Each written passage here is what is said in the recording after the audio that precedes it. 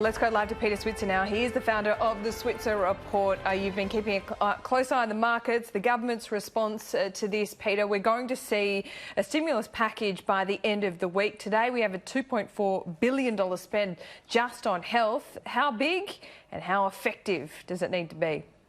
Yeah, well, last week you guys asked me to speculate how much they should spend, and I went for, well, there's $2 billion for bushfires.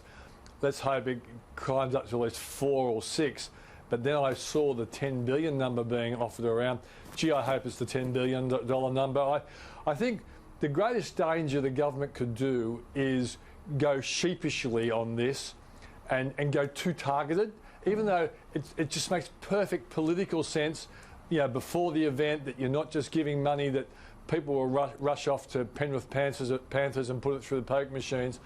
All that sort of stuff makes political sense, but in economic sense, you just want the money to be in the hands of, I think, two groups of people who will spend it, and secondly, small businesses that will benefit from the fact that they're getting cash flow and therefore they might not sack workers. Pull that off, then I think you're putting a safety net under the economy. And that's what Labor did, and I know that the Conservatives, because Joe Hockey was you know, the opposition Treasury spokesman at the time, and I had a few arguments with Joe on the point that when this sort of thing happens and this sort of thing threatens, you have to become a Keynesian economist. That is, you throw money at the problem and you keep your fingers crossed and you hope that it works. And it did work. We avoided a recession. Unemployment didn't go over 6%, and I think Josh has to bite the bullet, go against some of the more conservative thinkers, and make sure that this stimulus package ends up in the hands of spenders and small business. When you talk about spenders, are you talking about people on New Start? You're talking about pensioners, people who are disinclined to save? Yeah, exactly right. Like, if I had to target it, people who are renting. Because the big scare factor is you give people who've got home loans money and they pay off their loan more quickly, which sounds fantastically responsible, but you don't want responsibility. Well, that's exactly what's just happened, isn't it? Yeah. Yep, exactly right. Well, the beauty of the cheques, Peter Switzer, during the global financial crisis was the speed in which this money started flowing into the economy. It's not so much the speed this time, is it? It's about getting into the right hands. Yeah, look, I think speed is also a good thing, because, you know, all of a sudden your retail numbers start to improve. But you're right, it's got to be the right kind of spending. Like, if you give money to people and they then go overseas on holidays, thankfully the coronavirus is stopping people from going overseas. It's going to be great for local tourism. But look, it's great to be an expert. Poor old Josh has to work out how to do it. But the bottom line is we have to.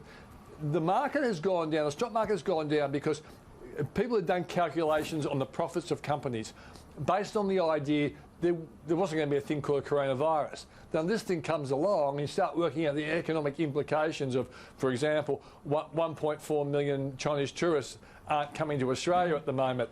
So therefore you have to target those industries that might really be struggling.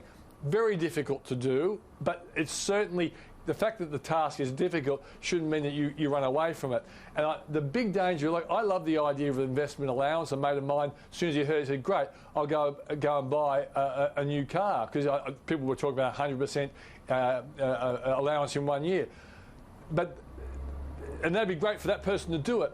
But a lot of businesses will wait till they see customers coming through the front door before they take the punt to invest in new equipment and new productivity machines. And I just don't think we've got time for that. We need people to spend money ASAP. And I think, look, Hong Kong, I don't know if you guys know, they've given $10,000 to all residents. There's 10,000 Hong Kong dollars. 1,200. It's something like $120 billion stimulation package to offset coronavirus. So, it's called helicopter money. Ben Bernanke wrote a paper once saying that all you got to do is get a helicopter, fly over the American economy and sprinkle dollars everywhere, and it works. It worked in Australia. That's a nice visual. Pete, on that lovely note, we'll leave it there. We'll see you Friday, see how we're going with it all.